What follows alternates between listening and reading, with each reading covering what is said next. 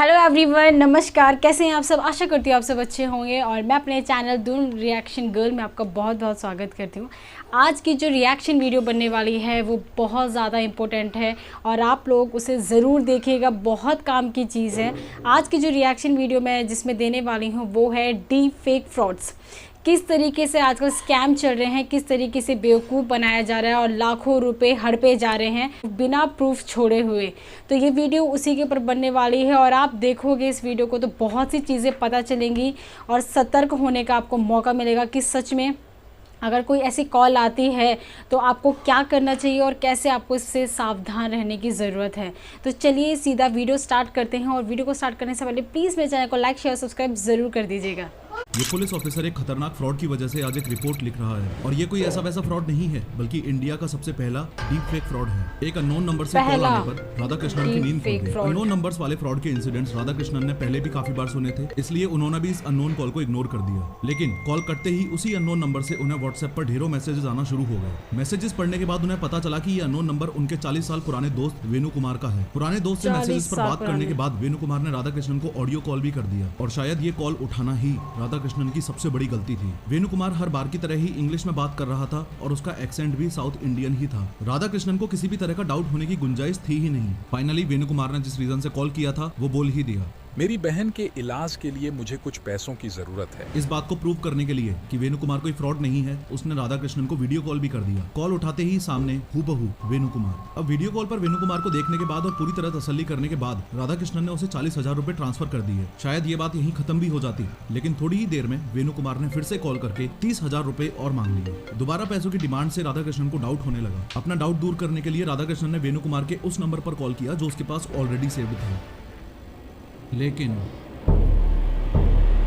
It was a fraud. एक time था जब कॉल करके स्कैमर्स ओटीपी पूछते थे और उस ओटीपी की मदद से लोगों के अकाउंट से पैसे निकाल लिए जाते थे। अगर आपने भी देखी होगी तो इस पूरे फ्रॉड का प्रोसेस नेटफ्लिक्स पर अपलोडेड एक वेब सीरीज में बताया गया है, जामतड़ा। सबका नंबर आएगा। अब जैसे जैसे आम जनता में ओटीपी वाले फ्रॉड्स की अवेयरनेस फैली, स्कैमर्स के धंधे बंद होने के कगार पर आ गए। लेकिन टेक्नोलॉजिकल एडवांसमेंट का एक डार्क साइड ये भी है कि इन रोते हुए स्कैमर्स को इस डीप फेक टेक्नोलॉजी ने कंधा दिया। 74 साल के अरविंद शर्मा अपने नए स्मार्टफोन में कुछ सोशल मीडिया एप्स डाउनलोड कर रहे हैं। इनफैक्ट एक फेसबुक प्रोफाइल बनाकर उसे व्हाट्सएप से लिंक भी कर दिया। खैर, अरविंद ये सब सेटिंग कर ही रहे थे कि उनके पास फेसबुक पर एक वीडियो कॉल आया। कॉल उठाते ही अरविंद की आंखें फटी की फटी रह गई। वीडियो कॉल के दूसरी साइड पर एक लड़की थी, वो भी बिना कपड़ों के, एकदम न्यूड। लड़की को देखते ही कुछ ही सेकंड्स में अरविंद ने वो कॉल काट दिया। थोड़ी ही देर बाद अरविंद के व्हाट्सएप पर एक वीडियो कॉल आया, लेकिन इस बार वीडियो कॉल की दूसरी तरफ है उत्तर प्रदेश के famous police officer ADG Prem Prakash. यहाँ सबसे बड़ा कैच ये है कि रियल लाइफ में प्रेम प्रकाश 2022 में ही रिटायर हो चुके थे और ये कॉल भी कुछ और नहीं बल्कि एक डीप फेक कॉल थी। यानी कि अरविंद के सामने जो एडीजी प्रेम प्रकाश थे वो डीप फेक टेक्नोलॉजी से जनरेट किए गए थे। पुलिस को कॉल पर देखकर अरविंद घबरा गए। इवन इस फर्जी डीप फेक वाले प्रेम प्रकाश ने अरविंद पर लड़कियों से सेक्स चैट्स करने का आरोप भी लगाया। साथ ही ये भी कहा कि ताकि उस पर केस ना हो वो पैसे देके इस बात को यहीं खत्म कर दे। खुद की इज्जत बचाने के लिए अरविंद ने कुछ इंस्टॉलमेंट्स में टोटल 74,000 रुपए इस फर्जी प्रेम प्रकाश को ट्रांसफर भी कर दिए। लेकिन प्रेम प्रकाश और पैसे देने के लिए कंटिन्यू फोर्स करने लगा और हर घंटे कॉल करके पैसे मांगने लगा। बात इतनी बढ़ गई कि इस टॉर्चर से बचने के लिए अरविंद ने आत्महत्या तक करने की सोच ली। आर्टिफिशियल इंटेलिजेंस के कारण और उसमें भी डीप फेक के कारण जो एक नया संकट आ रहा है। अगर आपको याद हो तो पिछली साल 2023 में एक्ट्रेस रश्मिका मंदाना का ये वीडियो काफी वायरल गया था। मन में लड्डू फूटने के कारण काफी एक्साइटमेंट में लोगों ने इस वीडियो को बहुत शेयर भी किया था। ये बात भी आपको ऑलरेडी पता लग चुकी होगी कि ये वीडियो फेक है, इनफैक्ट डीप फेक है। अब उस समय काफी लोगों ने इस न्यूज को ये सोचते हुए इग्नोर कर दिया कि अरे इसमें क्या बड़ी बात हो गई, ये तो एक्ट्रेसेस हैं, ये तो वैसे भी ऐसे ही कपड़ों में घूमती हैं। लेकिन सही मायने में इस न्यूज का इतना वायरल जाना अपनी सोसाइटी के लिए बहुत अच्छा हुआ क्योंकि लोगों को एक वार्निंग सिग्नल मिला। वो बात अलग है कि अवेयरनेस ना होने की वजह से लोगों ने इस वार्निंग को इग्नोर कर दिया और जिस वार्निंग की मैं बात कर रहा हूँ उसका मीनिंग ये है कि इस खतरनाक डीप फेक टेक्नोलॉजी की मदद से स्कैमर्स किसी के पापा की शक्ल को क्लोन करके उस बेटे को वीडियो कॉल करके कोई भी अर्जेंसी बताकर लाखों रुपए ट्रांसफर करवा रहे हैं। स्कैमर्स किसी की मम्मी या बहन बनकर उनकी आवाज को क्लोन करके उस बेटे के पास ऑडियो कॉल करके कोई भी अर्जेंसी बताकर लाखों रुपए ट्रांसफर करवा रहे हैं। होपफुली आप समझ पा रहे हो कि डीप फेक टेक्नोलॉजी का मिसयूज सिर्फ रश्मिका मंदाना वाले केस में ही नहीं बल्कि आपके या मेरे साथ किसी बड़े फ्रॉड के केस में भी हो सकता है। आज की इस 3D एनिमेटेड वीडियो में हम समझेंगे कि डीप फेक टेक्नोलॉजी एग्जैक्टली है क्या, आखिर ये काम कैसे करती है और हम सब अपने दोस्तों को और फैमिली मेंबर्स को इस खतरनाक फ्रॉड से कैसे बचा सकते हैं। लेकिन हर बार की तरह शुरू से शुरू करते हैं। डीप फेक एक आर्टिफिशियल इंटेलिजेंस बेस्ड टेक्नोलॉजी है जो दो चीजों से मिलकर बनी है, डीप लर्निंग प्लस फेक। यहाँ फेक का मीनिंग तो हमको ऑलरेडी पता है, यानी किसी भी इमेज, ऑडियो या वीडियो का एक फेक क्लोन या यूं कह लो कि एक नकली कॉपी बनाना। लेकिन इस वीडियो में आगे बढ़ने से पहले इस डीप लर्निंग शब्द का पता होना भी बहुत ज्यादा जरूरी है। डीप लर्निंग एक प्रोसेस है जिसमें आप कंप्यूटर्स को खुद से सीखना और समझना सिखाते हो। It's like giving a human brain to a computer. जैसे इमेजिन करो आप चाहते हो कि कंप्यूटर्स फ्रूट्स को पहचानना सीख जाएं, तो एक तरीका तो हमारे पास ये है कि हम कंप्यूटर्स को रूल्स बता दें कि देख अगर गोल होगा तो ये फ्रूट होगा, ऐसा कलर होगा तो वो ये फ्रूट होगा, एक्सेट्रा एक्सेट्रा। लेकिन दूसरा तरीका हमारे पास ये है कि हम उसको अलग अलग फ्रूट्स की हजारों पिक्चर्स दिखाएं। For example apples and bananas की हजारों पिक्चर्स हम कंप्यूटर्स को फीड करें और एक टाइम ऐसा आएगा जब वो ऑटोमेटिकली एप्पल्स और बनानास के बीच में डिफरेंसेस और सिमिलरिटीज पहचानने लगेगा। और अगर आप ध्यान से समझोगे तो इंसानों के सीखने का प्रोसेस भी यही डीप लर्निंग वाला प्रोसेस तो है। अगर हायरार्की की बात करें तो आपको ये भी पता होना चाहिए कि डीप लर्निंग एक स्पेशलाइज्ड टेक्निक है मशीन लर्निंग के फील्ड के अंदर, और machine learning and deep learning दोनों ही आर्टिफिशियल इंटेलिजेंस की एक ब्रॉडर कैटेगरी में आते हैं। इसी आर्टिफिशियल इंटेलिजेंस या डीप फेक टेक्नोलॉजी के मिसयूज का एक बहुत बड़ा एग्जांपल इंडिया में हाल ही में हुए रेसलर प्रोटेस्ट के दौरान देखने को भी मिला था। जो फोटो आपको अभी दिखाई दे रही है वो उस टाइम की है जब पुलिस ने रेसलर विनेश फोगाट और संगीता फोगाट को अरेस्ट किया था। लेकिन इन प्रोटेस्टर्स की छवि को खराब करने के लिए आईटी सेल वालों ने इस इमेज को डीप फेक की मदद से मॉर्फ कर दिया। इनको ऐसे हंसता हुआ दिखा दिया और पूरे सोशल मीडिया पर ये इमेज ये बोलते हुए वायरल हो गई कि देखो रियल लग रही है सही में। मीडिया के सामने प्रोटेस्ट करते हैं लेकिन अकेले में अपने एजेंडा को लेकर कितने खुश हैं। के लिए हम सबने स्नैपचैट और इंस्टाग्राम के फिल्टर्स कभी ना कभी यूज किए हैं। डीप फेक टेक्नोलॉजी ने बस इन फिल्टर्स को ही हद से ज्यादा एक्यूरेट कर दिया है। और चिंता की बात यह है कि टेक्नोलॉजिकल एडवांसमेंट के चलते आज से कुछ सालों में ये फिल्टर्स इतने ज्यादा एक्यूरेट हो जाएंगे कि असली और नकली का फर्क पता करना इम्पॉसिबल हो जाएगा। इस वीडियो में आगे हम समझेंगे कि अगर आपके सामने कोई डीप फेक वीडियो आ जाए तो आप उसे कैसे पहचानोगे। लेकिन उससे पहले ये समझो कि साल 2014 में आयन गुडफेलो ने सबसे पहले इस टेक्नोलॉजी को अपने पेपर जनरेटिव एडवर्सरियल नेट्स में जब हाईलाइट किया था, तब इस डीप फेक टेक्नोलॉजी का यूज फन और एंटरटेनमेंट पर्पस के लिए ही हो रहा था। इनफैक्ट डीप फेक की वजह से एडवर्टाइजमेंट इंडस्ट्री में भी बेनिफिट मिलने लगा था। Malaria isn't just any disease, it's the deadliest disease there's ever been. Se dice que ha matado más de la mitad de la población que ha existido. Bilion yung tanong ulit ko eh. وما زالت تقتل طفلا كل دقيقتين. Mais nous pouvons y mettre fin. Nous savons comment. Nous allons faire अलग-अलग language. हमें और अधिक कार्रवाई की जरूरत है। जैसा कि आपने इस वीडियो में देखा कि डेविड बेकम अलग अलग लैंग्वेजेस में मलेरिया अवेयरनेस के बारे में बात करते दिख रहे हैं। जब तक डीप फेक टेक्नोलॉजी का यूज फन और एंटरटेनमेंट के लिए होता रहा तब तक ज्यादा चिंता की बात थी ही नहीं। लेकिन सही मायने में इस टेक्नोलॉजी की पॉपुलैरिटी में जंप साल 2017 के बाद ही देखने को मिला, जब एक अननोन रेडिट यूजर ने कुछ हॉलीवुड एक्ट्रेसेस के फेसेस को पॉर्न वीडियोस में लगाकर वेबसाइट पर अपलोड कर दिया। परेशान करने वाली बात यह है कि इंटरनेट पर मौजूद टोटल डीप फेक वीडियोस में से 96% वीडियोस पोर्नोग्राफिक वीडियोस ही हैं और इसमें भी 99% पॉर्न वीडियोस फीमेल्स की हैं। अब आपको ये भी बता दूं कि 2023 में I state of the deep fake report के अकॉर्डिंग 2019 से 2023 तक डीप फेक पॉर्न में 50% नहीं, 100% नहीं, बल्कि 550% का इंक्रीज हो चुका है। और दुख की बात यह है कि इस डीप फेक पॉर्न के कारोबार में इंडिया वर्ल्ड में 6th नंबर पर आता है। क्लियरली ये स्टैटिस्टिक्स ही हमारे लिए एक बहुत बड़ा वेकअप कॉल है। इनफैक्ट टेलीग्राम जैसे प्लेटफॉर्म्स पर बहुत सारे डीप फेक बोट्स अवेलेबल हैं जो इस टेक्नोलॉजी को और ज्यादा इजी और एक्सेसिबल बना रहे हैं। और एक रिपोर्ट के मुताबिक इन बोट्स के सबसे ज्यादा यूजर्स भी इंडिया में ही मौजूद हैं। मैक्सिमम केसेस में डीप फेक्स बदले की भावना से बनाए जा रहे हैं। जैसे कुछ ही दिन पहले की बात है, आंध्र प्रदेश में एक ऐसा ही शॉकिंग केस हुआ। एक लड़की यूपीएससी की तैयारी करने के लिए जिस कोचिंग में जाती थी, उसी कोचिंग के एक टीचर से उसे प्यार हो गया। लड़की ने टीचर को प्रपोज किया। क्योंकि वो टीचर पहले से ही शादीशुदा था, उसने इस लड़की का प्रपोजल ठुकरा दिया। इस रिजेक्शन का बदला लेने के लिए और टीचर को बदनाम करने के लिए लड़की ने उस टीचर के साथ साथ उसकी पूरी फैमिली तक की डीप फेक न्यूड इमेजेस बनाकर सोशल मीडिया पर वायरल कर दी। ऐसा ही एक इंसिडेंट यूएसए के स्कूल में भी हुआ, जहां 15 साल के एक लड़के ने अपनी क्लास की सारी फीमेल स्टूडेंट्स की डीप फेक से न्यूड इमेजेस बनाई और इंटरनेट पे वायरल कर दी। अब एक इंपॉर्टेंट सवाल ये भी है कि अगर किसी का डीप फेक वीडियो या फोटो वायरल हो जाए तो क्या इंडिया में कोई ऐसा कानून है जिससे इन डीप फेक्स को रोका जा सकता है? तो आंसर है नहीं। सिर्फ आईटी रूल्स 2021 में इस तरह के कंटेंट को 36 घंटे में रिमूव किया जाना मेंशन है। आप अंदाजा लगा सकते हो कि स्मार्टफोन एरा में 36 घंटे कितना ज्यादा यहाँ मिनटों में वायरल हो जाती है। सोसाइटी में तो आस पड़ोसी उसको आग की तरह फैला देंगे और सभी व्हाट्सएप ग्रुप्स में वायरल कर देंगे। डीप फेक की मदद से एक और खतरनाक काम जो किया जा रहा है वो है पॉलिटिकल अनरेस्ट का। आज से कुछ महीने पहले इंडिया टुडे ने दिल्ली में एक स्टिंग ऑपरेशन किया, जिसमें ऐसे लोगों की भी बात सामने आई जो पॉलिटिकल पार्टीज का एजेंडा फैलाने के लिए डीप फेक वीडियो बनाने की सर्विसेज देते हैं और लाखों कमाते हैं। इन सर्विसेज देने वाले बंदों ने ये भी बताया कि वो 11 बंदों की डीप फेक वीडियोस बनाने के लिए 30 लाख रुपए लेंगे, HD क्वालिटी में वीडियोस देंगे और आम आदमी उस वीडियो को देखकर ये नहीं पहचान पाएगा कि असली वीडियो है या फिर डीप फेक वीडियो है। इवन इसी डीप फेक के यूज से पॉलिटिक्स में 2-3 बार ऑलरेडी बड़ी कंट्रोवर्सीज हो चुकी हैं।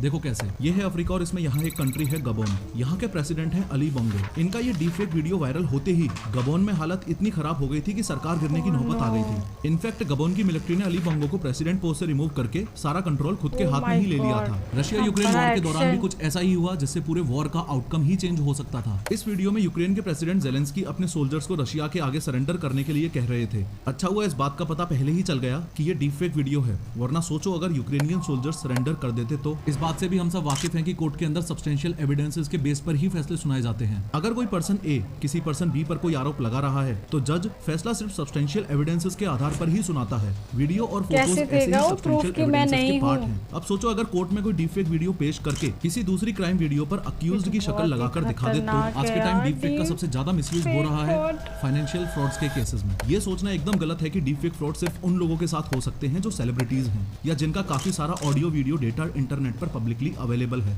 इस बात का एक बहुत ही सॉलिड प्रूफ है 20 जनवरी 2023 को एरिजोना यूएसए में हुआ ये रियल इंसिडेंट। फोन उठाते ही जेनिफर के पैरों के नीचे से जमीन ही खिसक गई। फोन पर उसकी बेटी ब्रियाना रोती हुई बोल रही है, Mom, these bad men have me. Save me.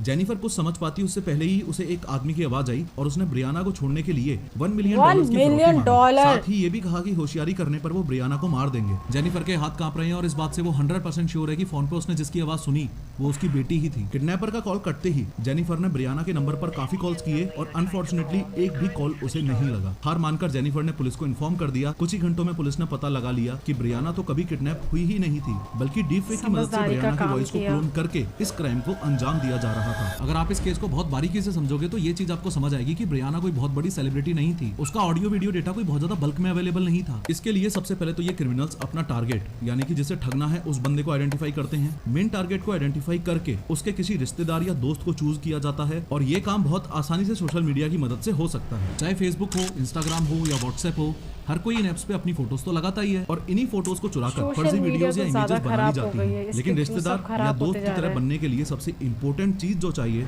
वो है आवाज। इसके लिए टारगेट के उस रिश्तेदार को कॉल करके उसकी आवाज को रिकॉर्ड किया जाता है। यहाँ सबसे बड़ा कैच ये है कि कॉल लंबा हो ऐसा जरूरी नहीं है, कुछ सेकंड्स में भी ये काम हो सकता है। किसी किसी केस में तो ये आवाज भी आपके सोशल मीडिया हैंडल से ही आसानी से मिल जाती है। हांगकांग की एक कंपनी में तो ऑनलाइन वीडियो कॉल की मीटिंग में एक ऐसा फ्रॉड हुआ जो टोटली अनबिलीवेबल है। कंपनी के फाइनेंस डिपार्टमेंट में एक वीडियो कॉन्फ्रेंस चल रही है जिसमें ऑफिस के काफी सारे एम्प्लॉइज मौजूद हैं। वीडियो कॉन्फ्रेंस को हेड कर रहे हैं उस कंपनी के CFO यानी चीफ फाइनेंस ऑफिसर। लेकिन शॉकिंग बात यह है कि इस फाइनेंस वर्कर को छोड़कर इस कॉन्फ्रेंस का हर एम्प्लॉय ही नकली है, यानी कि डीप फेक टेक्नोलॉजी से बना हुआ है और इतना ज्यादा असली दिख रहा है कि इस एम्प्लॉय को एक बार के लिए कोई शक भी नहीं हुआ। और कॉन्फ्रेंस के दौरान ही CFO ने इस एम्प्लॉय से 200 मिलियन हांगकांग डॉलर्स यानी कि करीब 207 करोड़ रुपए अपने अकाउंट में ट्रांसफर करवा लिए। खैर अब डीप फेक बनाना तो बहुत ही आसान काम हो गया है। अब सोच के देखो कि यही फ्रॉड आपके या मेरे साथ हो जाए तो। ये तो आपने देख ही लिया कि ये वीडियोस इतने रियलिस्टिक लगते हैं कि आसानी से तो डिफरेंस पकड़ा जा ही नहीं सकता। तो क्या करें, फिर से Nokia 1100 यूज करने लग जाएं? ऑब्वियसली नहीं, लेकिन कुछ इंपॉर्टेंट बातों का ध्यान रखकर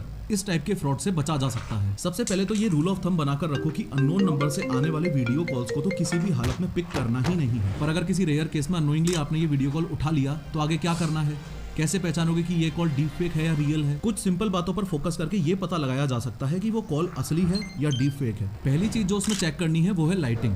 डीप फेक वीडियोस में जनरली ऐसी डिम लाइटिंग रखी जाती है ताकि सामने वाले को बेवकूफ बनाया जा सके और उसको बहुत ज्यादा डिटेल्स ना दिखाई दें। दूसरी चीज जिस पर ध्यान देना है वो ये कि कहीं वीडियो कॉल में मौजूद बंदे के फेस के एजेस पर अलग अलग स्किन टोन तो नहीं है। वो जो बोल रहा है और जो उसके मुंह के मूवमेंट्स हो रहे हैं क्या वो मैच कर रहे हैं?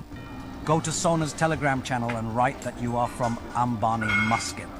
She will help you make money. आखिरी चीज, कॉल के दौरान किसी भी तरह का डाउट हो रहा है तो उस बंदे को इस तरह से उसका हाथ अपने चेहरे के सामने से ले जाने को बोल दो। अगर वो डीप फेक होगा तो बंदा ऐसे ग्लिच करेगा। इस तरीके से अगर आप सामने वाले बंदे को उसके फेस का साइड व्यू दिखाने को बोलोगे करेगा तो ही नहीं। अगर वो डीप फेक होगा वो क्यों करेगा ऐसे? एक मास्क है जो फेस के ऊपर सामने वाले हिस्से में AI की मदद से पुट किया जा रहा है। डीप फेक फ्रॉड से बचने का सबसे पहला और मोस्ट इंपोर्टेंट तरीका ये है, इन द फर्स्ट प्लेस ज्यादा से ज्यादा लोगों को ये पता तो हो कि डीप फेक फ्रॉड्स एग्जिस्ट करते हैं। टेक्नोलॉजिकल लैंग्वेज में इस चीज को डिजिटल लिटरेसी बोला जाता है, जिसको जिसको ये पता है कि डीप फेक क्या है, कैसे काम करता है और ऐसे कॉल्स को पहचानना कैसे है, उस इंसान के साथ डीप फेक फ्रॉड करना काफी मुश्किल है। क्योंकि इस वीडियो में हमने इस बारे में काफी डिटेल में बात की है, तो आई बिलीव एक अवेयरनेस कैंपेन के नाते हम सबकी ये एक मॉरल रिस्पॉन्सिबिलिटी है कि अपने अपने फैमिली और फ्रेंड्स व्हाट्सएप ग्रुप्स में इस वीडियो की लिंक को शेयर किया जाए। डीप फेक फ्रॉड से बचने का दूसरा तरीका उस फेमस कहावत की तरह है, जैसे लोहा लोहे को काटता है, जहर जहर को काटता है, वैसे ही डीप लर्निंग बेस्ड ऐसे एडवांस टेक्नोलॉजिकल टूल्स बनने चाहिए जो रियल वीडियो और डीप फेक वीडियो में डिफरेंस बता सकें। शॉकिंगली मैकेफी की एक रिपोर्ट के अकॉर्डिंग इंडिया के 69% लोग रियल वॉइस और एआई जनरेटेड वॉइस में डिफरेंस ही नहीं पता कर पाते हैं। इसके लिए मैकेफी ने एक AI tool project mockingbird launch किया है, जिसकी मदद से डीप फेक वीडियो का पता लगाया जा सकता है। लेकिन वीडियो डिटेक्शन का कोई भी टूल आज तक ऐसा डेवलप नहीं हो पाया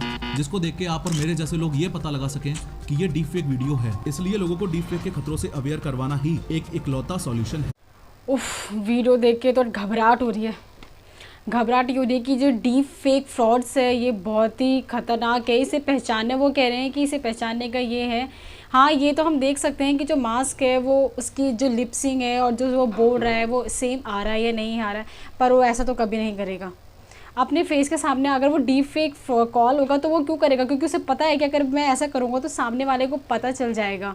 पर ये बहुत गलत चीज़ है। वाकई सोशल मीडिया से ना बहुत सारी चीज़ें ना गलती होती जा रही है। कुछ ठीक है तो कुछ बहुत ज़्यादा, जहाँ पे 40% अच्छा हो रहा होगा तो वहीं 60% मिसयूज़ हो रहा है सोशल मीडिया का।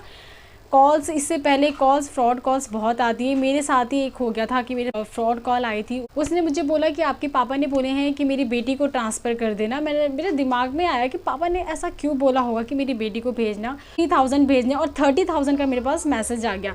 तो उसने मुझे बोला कि आपके पास गलती से 30,000 आ गए हैं, क्या आप मुझे बैक कर दो। और उसी समय मैं अपना गूगल पे चेक कर रही थी और वो बिल्कुल नहीं खुल रहा था, बिल्कुल भी ओपन नहीं हो रहा था। और वहाँ से वो मेरे को फोर्स कर रहा था कि आप बाकी के बकाया 3,000 अपने पास रखो, बाकी 27,000 आप वापस कर दो।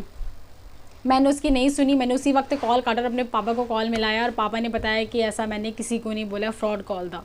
वो वहाँ पे पता चल गया। ऐसा बहुत होता है। और ये कॉल में तो चलो कुछ नहीं, आप कुछ भी वो कर दोगे इधर उधर से, बट ये डीप फेक फ्रॉड कॉल बहुत ही बेकार चीज़ है। बहुत ही सामने से वाकई में अगर वीडियो कॉल आ गया किसी का तो हम तो यही सोचेंगे कि वाकई में यार हमारे पापा ने या हमारे रिलेटिव ने किसी ने किया है और उसे ज़रूरत है तो हम उसे पैसे दे देते हैं। ये तो बहुत ही ज़्यादा है। और वो बोल रहे हैं कि इससे सेलिब्रिटी के साथ नहीं होता है, ये किसी के साथ भी हो सकता है, किसी के साथ भी। और इतने हज़ार करोड़ पर जहाँ पे किसी की आफत आई रहेगी, जहाँ पे उसको लगेगा कि मैं फंसने वाला हूँ। जैसे बीच में एक बताया था कि पुलिस वाले ने बोला कि आप तुम्हें बदनामी के चक्कर में कहाँ वो सुसाइड करने के लिए तैयार हो गया था, जब दिमाग में इतना टेंशन आ जाता है इंसान के। पर एक बात ये है, अगर गलत नहीं किया है तो डरने की ज़रूरत भी बिल्कुल भी नहीं है। तब क्या डर, चाहे तो कुछ भी हो, चाहे सामने से पुलिस वाला खड़ा हो, चाहे सामने से कोई भी खड़ा हो, गलत नहीं किया है तो डरने की कोई ज़रूरत नहीं है। बट हाँ, यहाँ पे डर यहाँ पे है। जैसे एक वो वीडियो कॉल में बीच में बता रहे थे कि उनकी बेटी को बोला कि मम्मी मैं किडनैप हो गई हूँ, और उसने इतनी बड़ी डिमांड की, मिलियन के लिए बोला उन्होंने। तो वो तो अच्छा हुआ कि वहाँ पर लेडी ने भी दिमाग लगा दिया और उसने सीधा पुलिस वाले को बोल दिया, और पुलिस वाले ने सीधा बोल दिया कि ऐसा कुछ नहीं है, आपकी बेटी बिल्कुल सेफ़ है, आपके साथ ये डीप फेक कॉल आया था ऐसा करके। ये वाकई में बहुत ज़्यादा जागरूक की ज़रूरत है। जितना हो सके आप ये वीडियो शेयर कीजिए, लोगों को बताओ। ये वीडियो बहुत इंपॉर्टेंट थी, बहुत ज़रूरी थी। वीडियो पूरी देखिएगा, पूरी शेयर कीजिएगा, सतर्क रहिए, सावधान रहिए। जितना हो सके लोगों को भी इस बारे में समझाने की कोशिश कीजिए। तो आज की वीडियो यही थी। सेफ़ रहिए, जागरूक रहिए। मैं फिर मिलती हूँ आपको नेक्स्ट वीडियो में, तब तक के लिए बाय बाय।